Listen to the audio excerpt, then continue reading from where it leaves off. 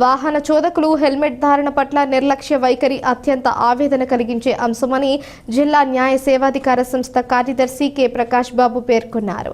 ఉభయ గోదావరి జిల్లాల్లోని వాహన చోదకులందరూ ఖచ్చితంగా హెల్మెట్ ధరించి తమ ప్రాణాలకు రక్షణ కల్పించుకోవాల్సిన బాధ్యతను గుర్తించాలని ఆయన సూచించారు.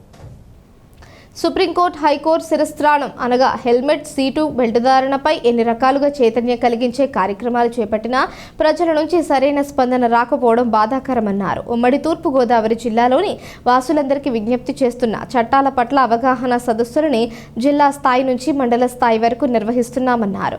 రాష్ట్ర ప్రధాన న్యాయమూర్తి జస్టిస్ ధీరజ్ సింగ్ ఠాకూర్ హెల్మెట్ ధారణపై తాండవ యోగేష్ వర్సెస్ ఆంధ్రప్రదేశ్ కేసు విషయంలో హెల్మెట్ ధారణపై ఉత్తర్వులు జారీ చేయడం జరిగింది. రాష్ట్రంలో 3703 మోటార్ వెహికల్ వాహన ప్రమాదాలు జరిగితే అందులో 3047 మంది మరణించడం అత్యంత బాధాకరమైన సంఘటనగా పేర్కొంటూ ఆవేదన వ్యక్తం చేశారు.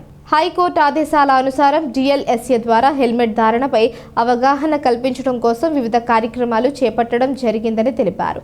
ఆగస్టు 4వ తేదీ నుంచి హెల్మెట్ ధారణ తప్పనిసరి చేస్తూ అన్ని ప్రభుత్వ కార్యాలయాల్లో ప్రచారం చేపట్టేలా జిల్లా న్యాయ సేవాధికార సంస్థ చర్యలు తీసుకోవడం జరుగుతుందన్నారు. జిల్లా ప్రధాన న్యాయమూర్తి సునీత గంధం ఆధ్వర్యంలో పాదయాత్ర చేపట్టి ప్రజల్లో చైతన్యం కలిగించే కార్యక్రమాలు చేపట్టడం ద్వారా స్ఫూర్తి ప్రదాతగా నిలవడం జరిగిందన్నారు.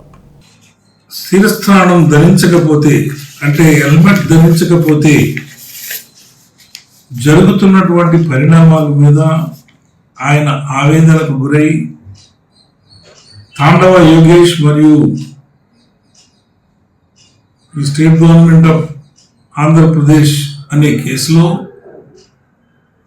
విచారణ సందర్భంలో గౌరవ ప్రధాన న్యాయమూర్తి గారు జస్టిస్ ధీరజ్ సింగ్ ఠాకూర్ గారు వారి ధర్మాసనమై ఉండగా ప్రతిరోజు కూడా అన్ని సంస్థల ద్వారా శిరస్త్రాణం ధరించాలి కంపల్సరీ చేయటం జరిగింది. దాని మీద జిల్లా న్యాయ సేవా సంస్థ మరియు మండల స్థాయిలో ఉన్నటువంటి న్యాయ సేవా సంస్థల వారు కూడా అనేకమైనటువంటి కార్యక్రమాలు చేపట్టి ప్రజల్లో అవగాహన తీసుకురావడం జరిగింది.